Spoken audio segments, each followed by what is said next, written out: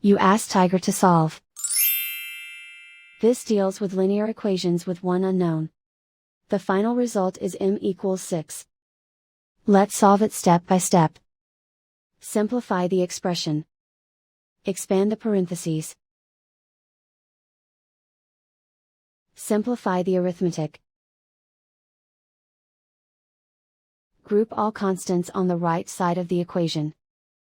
Subtract 9 from both sides. Simplify the arithmetic.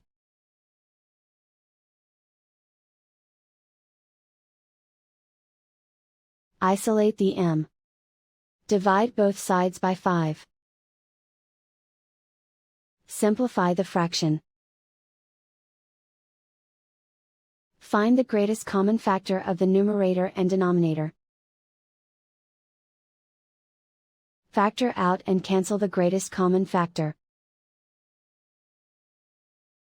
And so the final result is m equals 6.